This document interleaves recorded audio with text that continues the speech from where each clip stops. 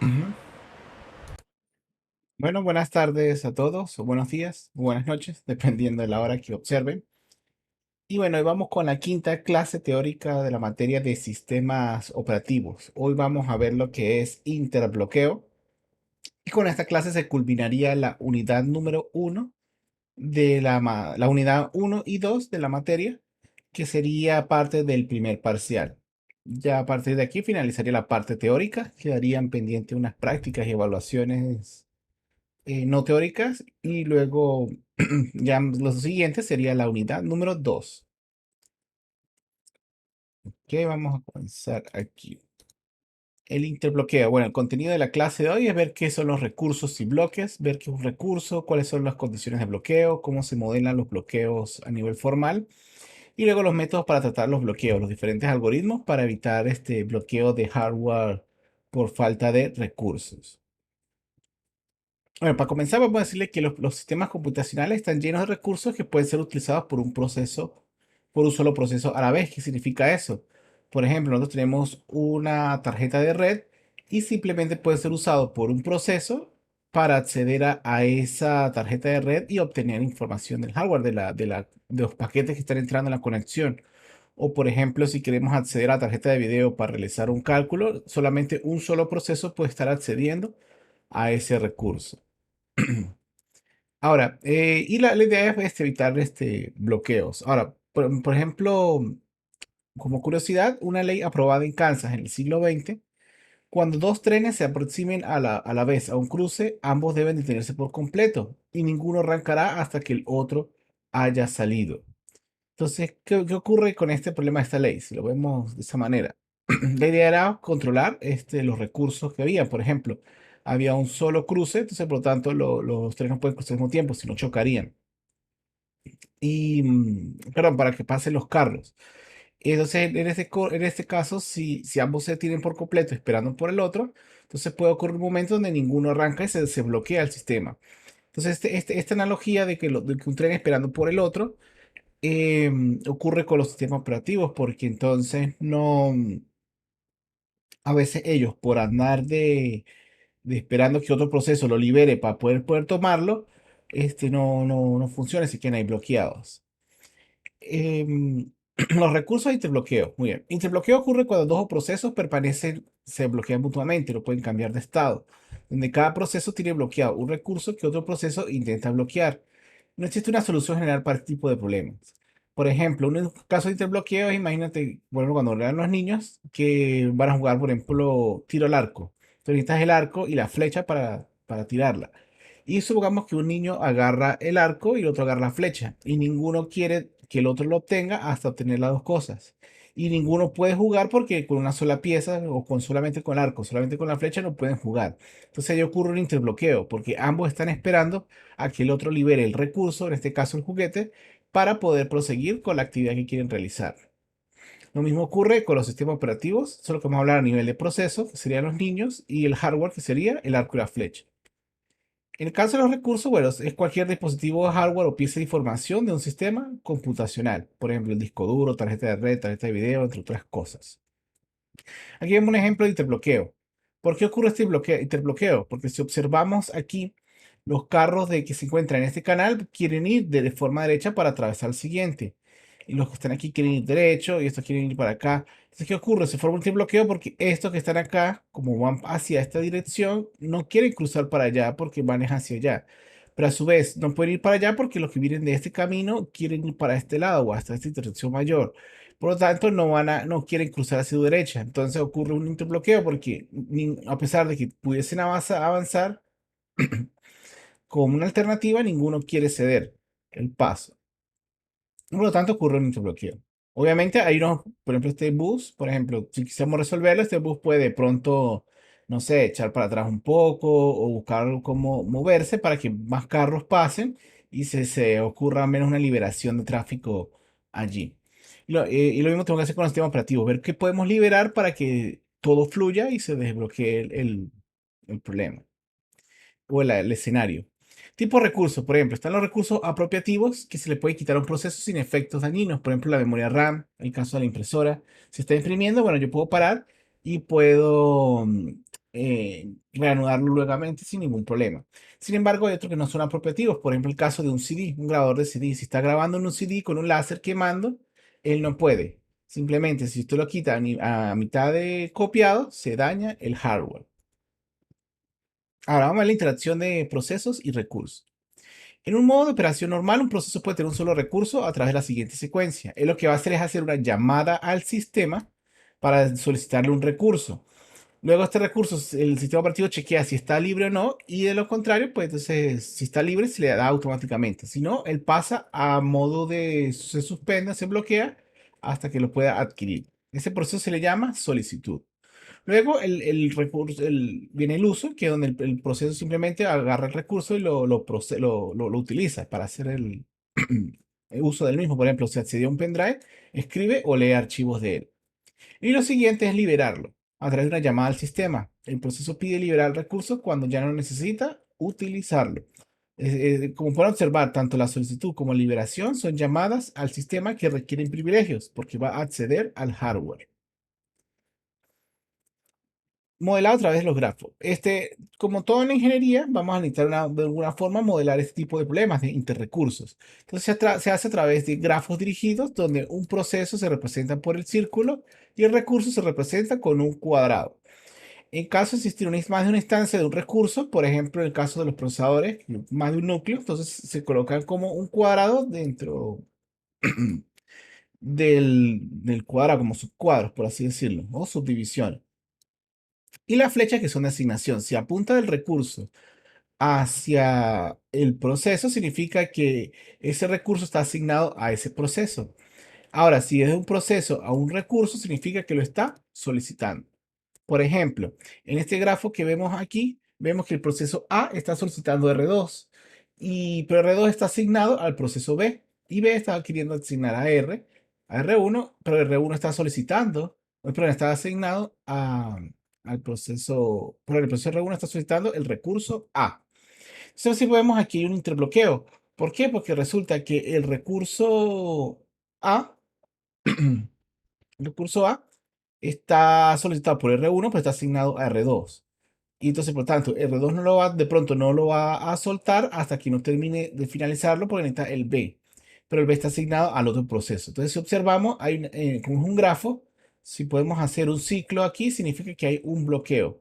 Porque entonces yo puedo recorrer en ciclos infinitos el grafo. Por lo tanto, significa que hay un bloqueo. O simplemente aplicamos lógica. Él no puede finalizar el proceso porque está solicitando un recurso que le pertenece a su vez a otro proceso. Por ejemplo, aquí vemos los recursos de interbloqueo. Aquí vemos un ejemplo, bueno, de un grafo. Se representan formalmente como un grafo, por ejemplo, todos los puntos de P, es decir, cada uno de los procesos.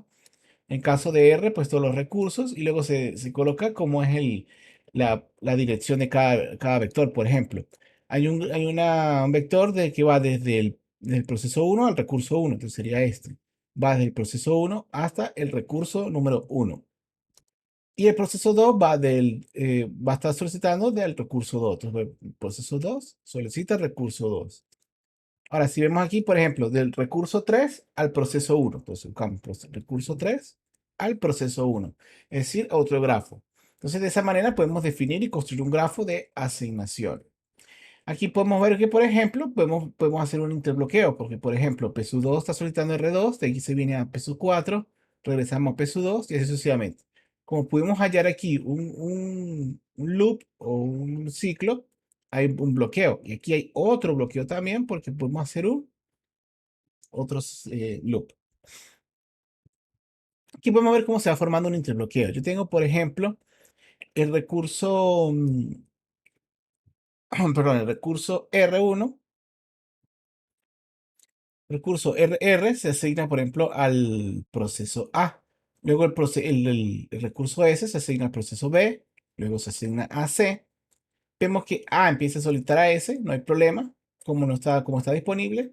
Pero como no está disponible, se deja en espera. Entonces, por tanto, A queda todavía solicitándolo. B empieza a solicitar T, pero está asignado a C, entonces todavía está esperando a que termine para poderlo liberar. Y luego la gota que derrama el vaso es que C pide el recurso A, perdón, pide el recurso R, que ya está asignado al proceso A. Entonces, como todos están solicitando otro recurso, pero no pueden soltar el que tienen, va a ocurrir un problema. Pero fíjense qué ocurre. Si se resuelve, si yo eso ocurre porque se fue asignado en ese orden. Pues si yo lo asigno en otro orden, vemos que el problema se resuelve. Porque, por ejemplo, aquí comienza igual. Le asigno el recurso R a A. Pero entonces luego más bien se lo asigno el T a C. Entonces, A cuando vaya a solicitar el de C, se lo puedo asignar sin problemas. Y luego cuando C vaya a solicitar R, que está asignado a A, no hay problema porque A puede ya terminar su recurso, pues ya tuvo los dos que necesitaba, R y S. Entonces, al empezar a liberar cada uno de esos recursos, se puede acceder a ellos y se ejecuta de forma normal el, la solicitud de recursos. Por lo tanto, puede continuar sin problema. Ok, hay condiciones de competencia. Está la exclusión mutua y la retención y espera. En la exclusión mutua significa que solo un proceso puede usar un recurso a la vez. Si otro proceso solicita, debe esperar a que sea liberado. Retención y espera significa que un proceso está reteniendo un recurso y espera para que otro recurso adicional, pero está retenido por otro proceso. Entonces, ya sabemos. em, Retención y espera significa que yo estoy esperando por otro recurso para poder culminar, pero no lo suelto hasta que no tenga los dos asignados. Por lo tanto, se queda ahí con ese hardware asignado. Otra condición de competencia es que los recursos no pueden ser desalojados, pues solo el proceso es capaz de liberar el dicho recurso. ¿Qué significa? Que si yo solicito acceder a un hardware, solamente el proceso puede liberarlo como tal. No puede venir otro proceso a liberar un acceso al hardware. Es como, por ejemplo, ustedes desde su programa, usted no puede hacer que si está procesando, no sé, una tarjeta de red, otro proceso, usted no tiene control sobre ese proceso externo, pues no hay manera de hacerlo, y este operativo no lo permite. Por lo tanto, hay que esperar a que culmine por sí mismo para usted poder acceder al recurso. Y la espera circular, que bueno, es lo que acabamos de hablar, de cuando se forman esos ciclos en los grafos, que hay una cadena de solicitudes y de asignaciones que no se puede resolver porque están uno esperando por otro. Ahora, estrategias para interbloqueo es que sí se puede evitar si se conoce cierta información de los procesos antes de asignarlo. Si se comprueba que, por ejemplo, no se produce un interbloqueo en un estado inseguro, se le asigna el recurso. De lo contrario, se hace esperar. También el interbloqueo se le conoce como estado inseguro, porque un estado donde se puede bloquear los procesos y no hay forma de recuperar el bloqueo. Ahora, hay dos estrategias para hacerlo. Están los métodos indirectos, que consisten en predecir las condiciones necesarias para que se dé interbloqueo, entonces lo evita. Y los métodos directos es evitar que se aparezca el círculo de espera. Es decir, yo una vez que he hecho asignado, voy a evitar de que se forme un ciclo o un interbloqueo o cambiando el orden de la asignación, como vimos en el ejemplo anterior. Y recuerda, una estrategia que tenemos que hacer para el interbloqueo es la exclusión mutua. Es decir, los recursos no pueden ser compartidos como una impresora. Por ejemplo, cuando está imprimiéndose un documento en un papel, no puede llegar otro proceso a imprimir a mitad de camino, porque entonces una hoja se tendría la primera mitad de un proceso y la otra mitad de otro proceso, y al final el resultado quedaría dañino. O lo mismo, por ejemplo, cuando estábamos quemando un CD o haciendo una escritura de una sola vez, si un proceso está escribiendo y luego llega otro que seguir escribiendo, va a mezclar la información, lo cual va a ocurrir con información corrupta o incorrecta. Em, ¿Qué diferencia? Por ejemplo, hay procesos donde sí se puede hacer. Por ejemplo, si yo tengo un archivo de solo lectura, yo sin ningún problema puedo darle acceso a muchos procesos para que puedan leer la información y la pueden leer sin problemas, ya que no la van a modificar. Entonces, otra prevención es retención y espera. Entonces, la idea es evitar la retención de recursos mientras espera por que se asignen otros. Entonces, se puede hacer de varias maneras. Se puede exigir al proceso que exija todos los recursos de una vez antes de ejecutarse, pero se retienen muchos recursos no utilizados, retrasando la ejecución de los procesos. Y que lo que ocurre también a veces los procesos no saben cuántos recursos van a necesitar, sino hasta que se comienza a ejecutar. Por lo tanto, no suele ser muy óptimo esta forma de hacerlo. Recuerden, un proceso solo puede soltar recursos cuando no tiene ninguno asignado, pero puede ocurrir que se libere un recurso, más tarde puede volver a pedirlo para solicitar a otros. Esto significa que yo no puedo, por ejemplo, si tengo acceso a una tarjeta de red, solicitar otro, sino que ya lo tengo, ese hardware es mío. Por lo tanto, yo veo internamente cómo lo administro, cómo lo manejo, pero no puedo hacer eh, ninguna otra solicitud. En ambos casos, cuando por ejemplo, ocurre que se libera un recurso, si vuelve a pedir, puede ocurrir algo que se llama inanición. Es importante este término, se llama, y por eso lo resalté, inanición es que un proceso nunca se termina de ejecutar.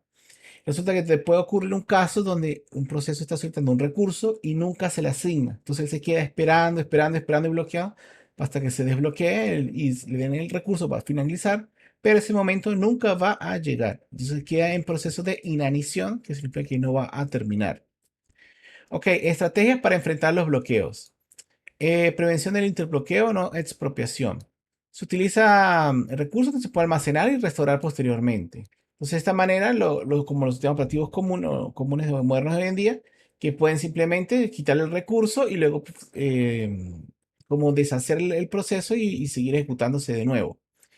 Ahora, si un proceso solicita un recurso que no se le puede asignar por los momentos, se liberan todos los recursos, entonces se le sacan a él, ok, te los voy a quitar, mientras el otro proceso que lo está solicitando se les da y termina, y luego se los devuelve otra vez sin problema. Em, Ahora, prevención de interbloqueo de los que son no expropiativos, bueno, un proceso bloqueado debe esperar por todos los recursos, penaliza los procesos con mucha solicitud de recursos. Es decir, si un proceso está solicitando muchos recursos, yo lo dejo a un lado y le digo, epa, ya te daba muchos recursos, espera, y se lo va asignando nuevos procesos para que ellos puedan ser ejecutados y culminar sus tareas. La otra es prevenir la espera circular, es decir, que prevenir que cuando a un recurso se le da una orden y el proceso solo puede solicitar recursos con una orden. Ah, perdón. Lo otro es que a cada proceso se le asigna una orden. Entonces, solo puede solicitar recursos dentro de esa prioridad o de esa orden. Entonces, si él necesita más cierto hardware, necesita escalar su nivel de privilegio. Y de esta manera, si suelta un recurso que está, digamos, disponible para ese nivel de privilegio, entonces se le concede y puede obtenerlo. Sin embargo, no es recomendable porque limita al desarrollador en la forma en que puede escribir sus aplicaciones. Y se introduce la mala utilización de recursos, porque entonces mucha gente va a empezar a solicitar altos niveles para poder acceder al hardware y resulta que entonces se crean los mismos problemas tradicionales. La idea es que se pueda predecir un interbloqueo. Consiste en que solo se asigna recursos siempre y cuando se calcula a futuro de que no hay un riesgo de interbloqueo. Si yo hago una futuro y me doy cuenta de que no hay interbloqueo, ok, voy a darle los recursos. Pero es necesario conocer las futuras peticiones que realizan los procesos. Importante conocer también para nosotros qué es el estado seguro. El estado seguro es cuando existe una secuencia de asignación de procesos donde no se produce un interbloqueo.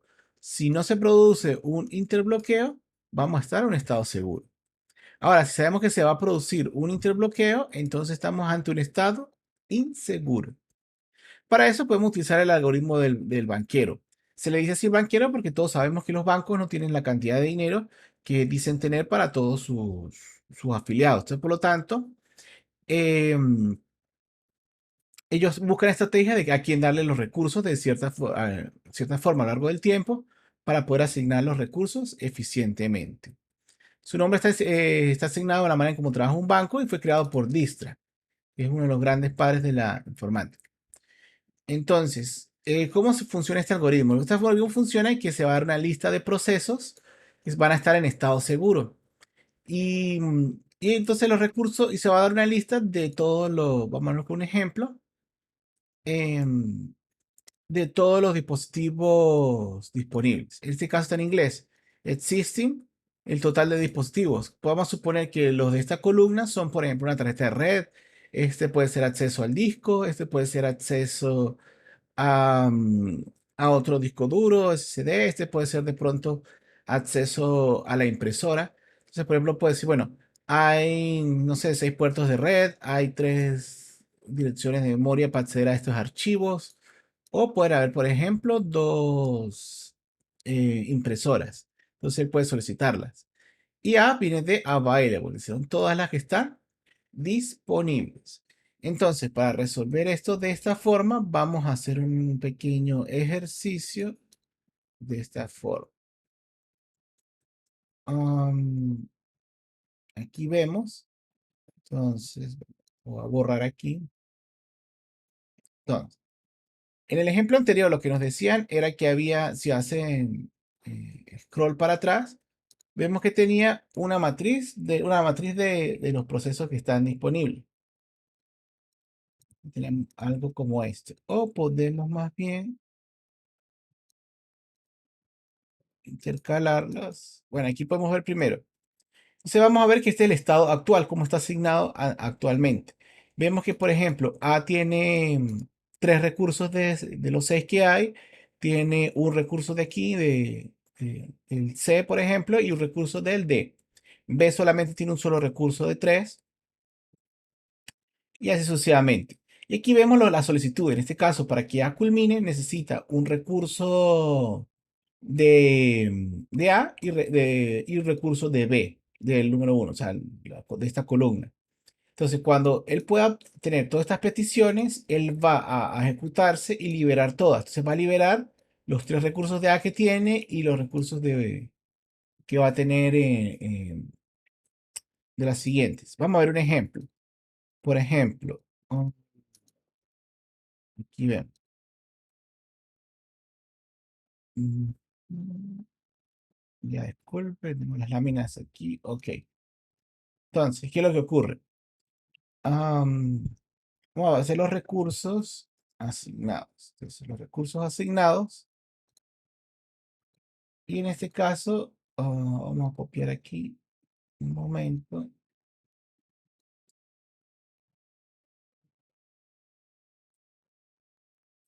Entonces, entonces disponible hay uno solo vamos a llamarlo por, por letras también. Entonces, de la disponibilidad hay de A, hay uno, 2, perdón, 0, 2, 0. Eso solamente significa que hay un solo recurso disponible de A, 0 de B, 2 de C. Y luego tenemos entonces los procesos. Entonces, ¿qué ocurre? A está solicitando 1, 1, 1, 0. B está solicitando 0, 1, 1 y 2 del último recurso de 0, 0, 1, 0.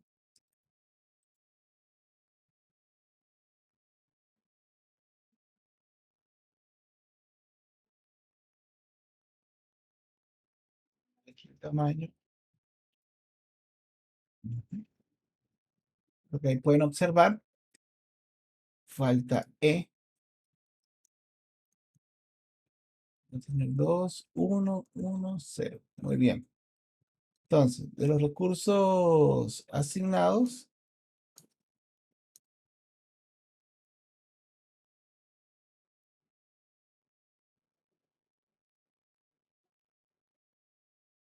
de los existentes tenemos, hay en un total 6, 3, 4 y 2.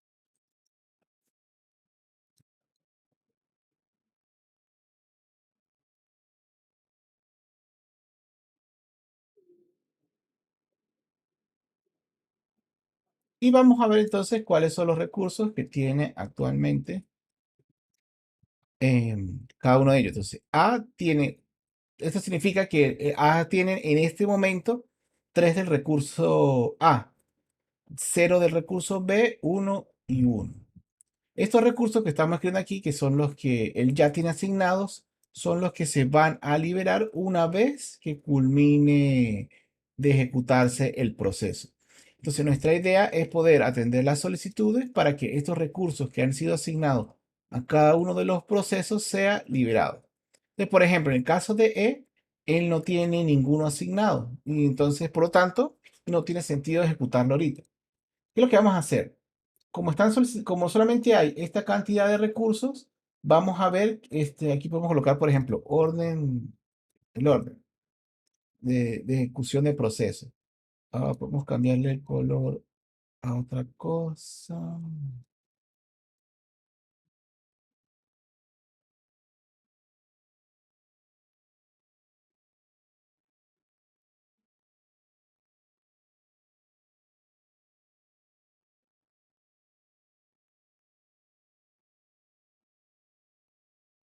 Ponerlo un poco verde por lo que es navideño. Entonces, ¿qué es lo que ocurre? Vamos a ver que, por ejemplo, aquí tenemos que A está solicitando un recurso de uno y un recurso de A y de B1. Pero en este caso vemos que, por ejemplo, está solicitando uno, pero no hay ninguno disponible. Por lo tanto, no podemos atender a la solicitud de A. B está solicitando del segundo recurso y del tercero uno y uno. Tampoco podemos ofrecérselo porque no están disponibles. Ahora, C está solicitando 3, tampoco podemos. D, está solicitando uno solo del tercer recurso.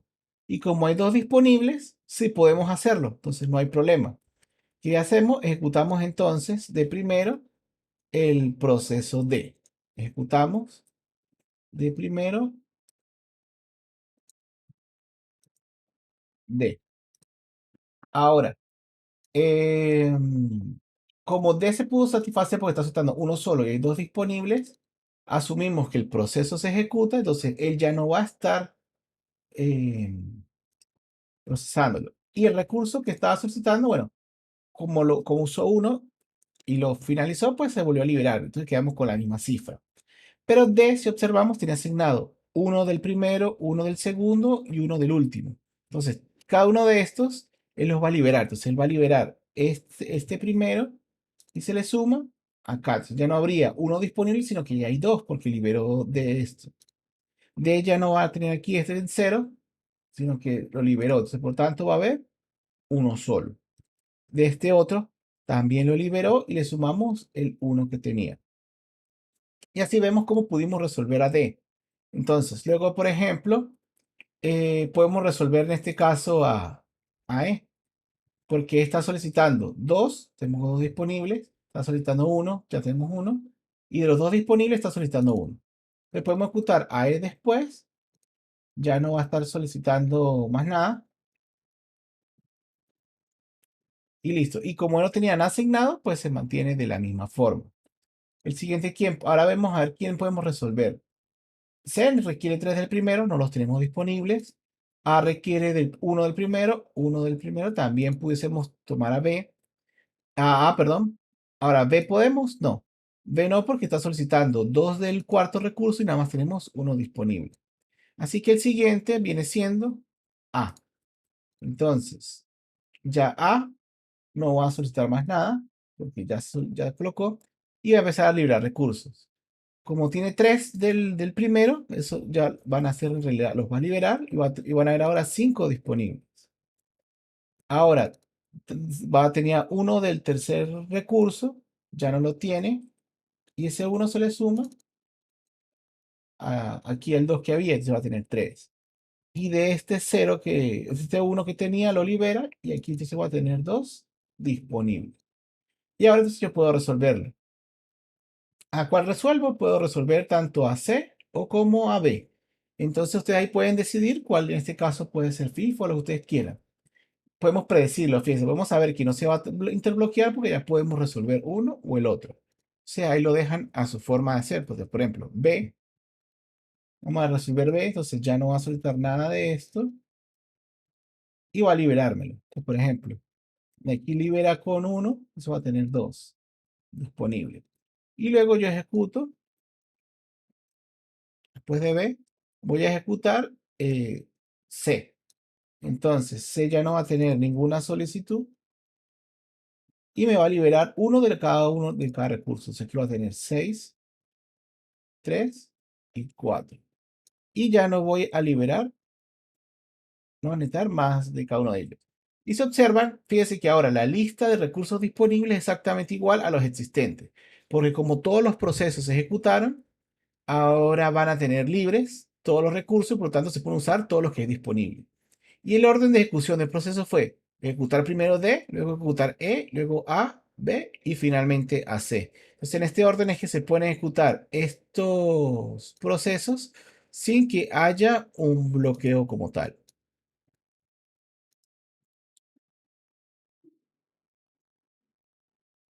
Ujú.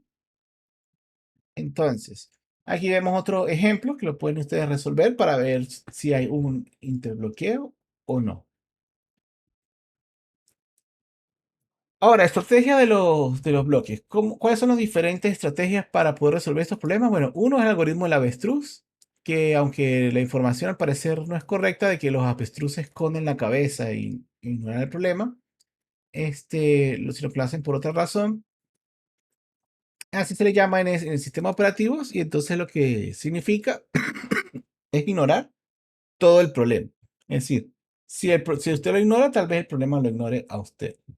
Está detección y recuperación, entonces con este enfoque no se trata de evitar bloqueo, sino que cuando ocurre un bloqueo se toman ciertas acciones. Entonces yo ahí empiezo a liberar recursos o le quito recursos a un proceso y entonces intento recuperar hasta un proceso más, un estado seguro y luego continúo desde allí con otra estrategia. Bueno, la idea es detección, cómo detectar un recurso ante bloqueo. Bueno, la idea es que solamente haya una sola instancia de recurso para cada tipo, varias instancias de cada tipo de recursos.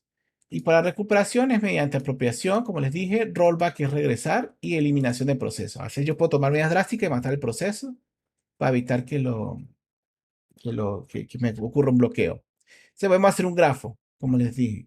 Entonces, para este grafo se deben eliminar los nodos de recursos y redirigir todas a las aristas de acuerdo a lo que tiene. Entonces, por ejemplo, yo aquí puedo empezar a recorrerlo y me doy cuenta que aquí hay un interbloqueo, porque entonces están solicitando aquí. Entonces, de alguna manera yo tengo que romper este ciclo a través de eliminando una arista y haciendo la otra. Por ejemplo, em, si yo tengo asignado T a E, de pronto yo puedo quitarle esta asignación de alguna manera y hacer que se rompa eso y se puede ir los demás procesos puedan terminarlo. Esto es lo que habíamos dicho, es el algoritmo de banquero.